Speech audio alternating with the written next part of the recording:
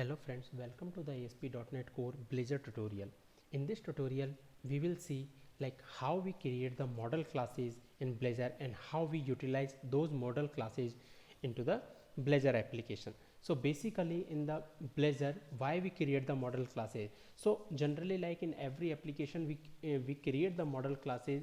The use of those model classes, like if we are writing the function again and again in every place, so what we can do, we can create the model class and there we can return all the logics and we can utilize those logics. And the when we are do the testing, that is also very useful and it's easy to do testing. So basically the model class provides us the reusability and the testing very easy. So in this way we can use the model class. Like if we create the model class in Blazor application, then basically that model class we can utilize the Blazor web application, as well as the if we have any REST application we can utilize that model classes there as well. So it will provide the reusability. So in this our application, we will create our model class and we'll see like how we can utilize those model classes into the Blazor application. So in the previous tutorial we have seen the routing in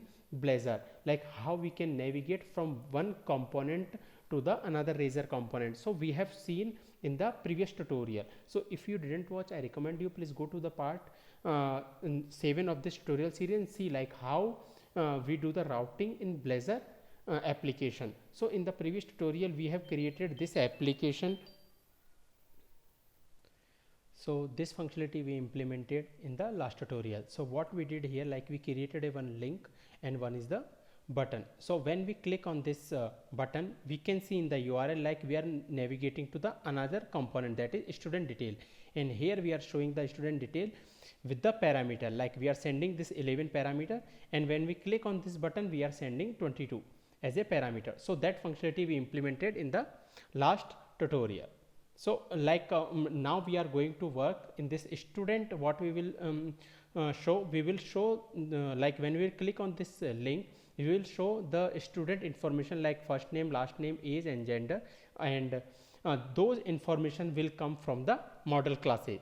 So before implementing that functionality, what we will do, like we are not using currently this fetch data and counter, so we will remove all the functionality that is related to the counter and the fetch data, and even from the menu bar as well. So let's go to the Visual Studio, and here what we will do, let's go to the Solution Explorer, and currently what we are not using, we are not using this fetch data, index and this counter, and even we are not using this survey prompt. So let's delete all these files because anymore we are not using these. So after deleting, we will compile it once and we'll see like, so the selected file has deleted from here. So let's build it and see if any compilation error we are facing currently. So yeah, everything is working fine. Now what we will do here, in the menu bar, from here we will delete these menu bars, because this is showing like a counter and fetch data. This is also we are not using, and respective file we already have deleted. So let's save it and compile it again, and let's run this project and see like how currently it is showing on the browser. So on the browser we can see like it is now showing as a home and the student. When we click on this student, like it's working as expected. So let's again get back to the Visual Studio. Now what we will do here, we will create our model class and we will implement the logic which we want. So let's right click on this and add a new project, and I will add this project as a .NET standard library, and here I will give this name as a student info dot model. I will give the name to this project. So it will create a one project for us called student info model, and inside this model what I will do, I will create a one concrete POCO class where we will give all the student related information, like a property information as a get set property. So let's, I will change this class name as a student info, and like let's give it as a student data, and same I will give here also, like it will ask to change. So we have changed. Now here we will give the POCO properties for this student. So I have already written some property, that is student ID, first name, age, last name, and here let's manage properly, and here I have one enum called gender. So let's implement this enum first. So public enum, and I will give enum name as a gender, and I will define male, female and others. So here I have created a one concrete class for the student. Now what I will do, I will add a class and I will create a interface. So basically like in the C# we know what is the interface, like that contain the function declaration, but it does not contain the implementation. So I will give this interface as a I student service, and in this let's make it public, and I will create as a interface. So let's replace that class with the interface, and here I will declare some method, and those method we will implement into the derived class. So like I have already some functions like get student detail, it will return us the student information, and here we will get the student detail by ID, and from here we will see the get current date. Now let's create another class, and that will be a derived class, and here I will give this class name as a student service, and here I will inherit this class with the I student service, and I will make this class as a public, and I will implement all those methods which we declare inside this service. And here what I will do, I will give the, like in the current date, first I will take a one date time variable, and I will write it as a current date, and this implementation I will give into the constructor. So let's create a one constructor here first. So public student service, and here I will return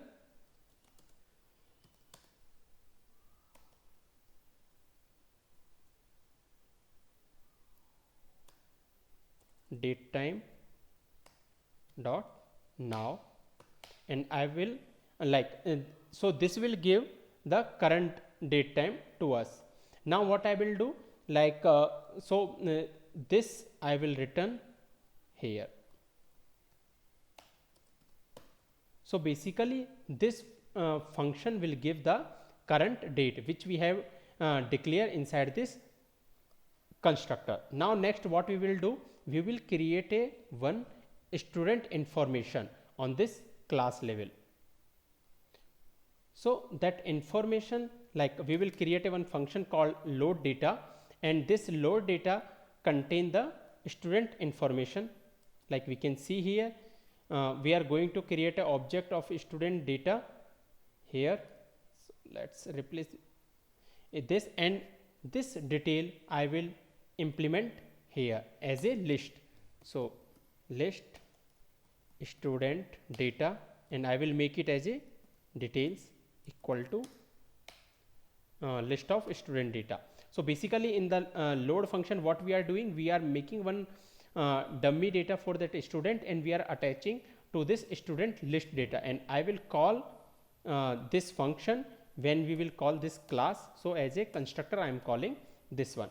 Now what I will do, like so anyone will call this function like get student details. So what I will return from here, it will return this details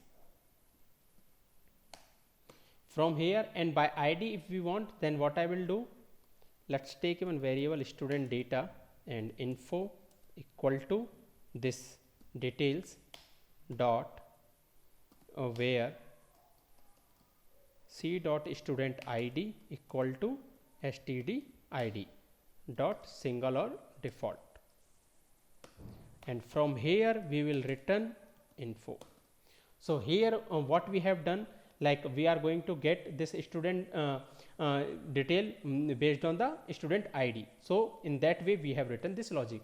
So we are done with the our model classes. Now we will see like how we use all these method into the Blazor application. So let's build it first. So there should not be any compilation error. Yeah, so it's compilation successfully. Now what I will do in this Blazor application, I will attach this project. So I will add it like student info model. So it will add to the dependency, like add a project. We can see here it is added. Now what I will do, I will go to this student razor and student detail razor. So here we are going to implement. So in student razor, what I will do, I will get student information as a one link button and one information of the like student name, and when we will click on that link, we will navigate to the student detail, and here we will see all the student information. So let's implement it. So here in Blazor application, first we have to create a object of this this model class, like student service. We have to create a object inside this student razor class. So let's create an object of that class. So we have created like student info model dot student service s1. We have taken as a object name as a s1. Now we have to define it. So in the tutorial series we have seen the life cycle of this Blazor application, like how it works. So like when we initialize our Blazor application, so first it go to the initialize. So there we will initialize our this object. So let's create that. So protected override void on initialized. So like when we declare this method, so as we have seen the life cycle of this Blazor application, like when we run this Blazor application, so first it comes to the on initialize. So here only I will initialize this object. So let's initialize it s1 equal to new, and that is student service. So here we have initialized this object. Now next what I will do, like on this page we are going to show the information. So I will take a object of this student service as a list. So list of this student data dot student data, and I will take it as a details equal to new. So I have initialized this one. Now this detail, basically what it will contain, it will contain the full student information. So what I am going to take, like details equal to s1 dot get student details. So in this detail we will get all the student information which we have defined here. So basically that object will contain this student information and this full student information. Now what we will do here, we will make a one for loop, for each loop, and over that loop we will assign the data. So let's comment it because now we are not using it. So let's create a one for each loop. Like when we use any C# code in this Blazor application, outside of this code portion, then we have to use the @ and for each loop, double tab, and here we will initialize the our detail, like we will use it here. So here we will define in that way, like what I have taken, like I have taken one table, one tr and td, and inside this td I have taken one link, like this is navigating to this student and student detail, like this razor view, and I'm passing the current id, whatever it is there, I'm passing that id, and I'm taking this link name like full student info, and beside that in the one another column I am showing this current student first name. So that is logic I have written inside this for each loop. Now we have to go to this student detail, and here like based on the ID, whatever the ID is coming, based on that I will get data and I will show that information on this page. So let's implement that logic now. So on this page also we have to define this on initialize.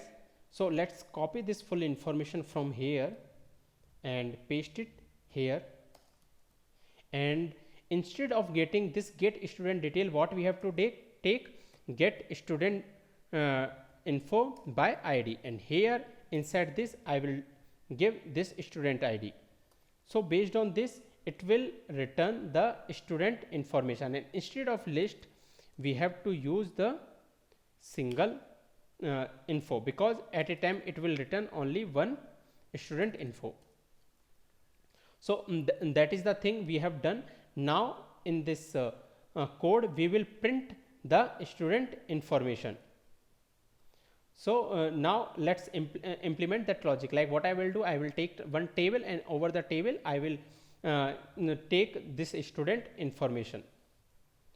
So let's comment it because we are not using it now, and here I have printed. Like what we are doing, we are creating one table, and inside this table, like it is going to return one single information. So that's why we are not using for each loop here, and we are printing the student information. And on the both pages, what I'm going to use, I'm going to use like @s1 dot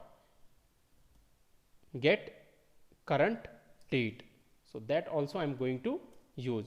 Now let's copy this one, and same we will keep into the student razor view in this component. So here I will print it, so it will show the current date as well.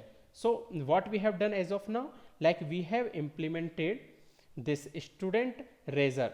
Like we are creating an object of that student service, we are initializing and getting the particular function, and we are showing that information using the for each loop. And when we will click on this link, it will navigate to this razor component, and here it will take a student ID as an integer, and based on that parameter we are getting this student information, and we are printing that particular information inside this table. So now let's rebuild this solution and run it, and we'll see on the browser like how it is viewing on the browser. So the compilation is successful. Now let's run it.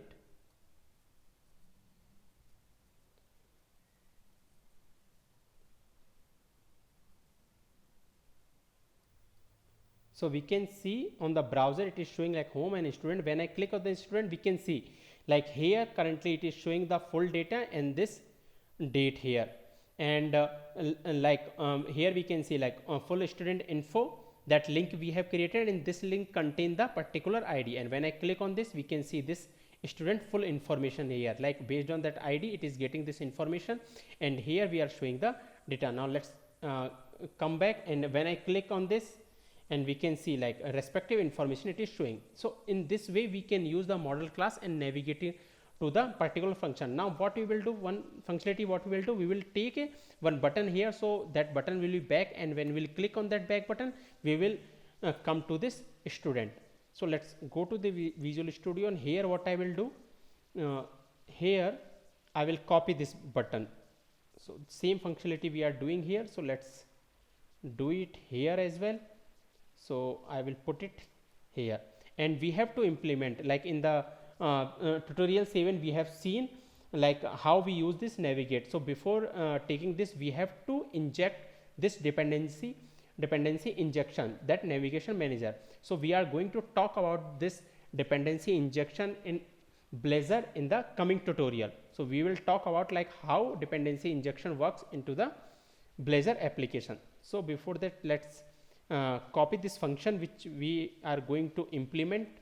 So here, and where we are going to navigate, we are going to navigate to this student.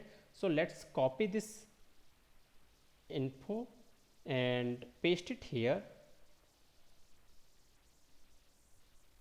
and again build this solution. And now we will see like we will see one button on the student detail page, and when we will click on this that button we will come back to the student page. So application is run now. Let's go to the particular information and we can see like one button is there. When I click on this button, we are coming back to the student page.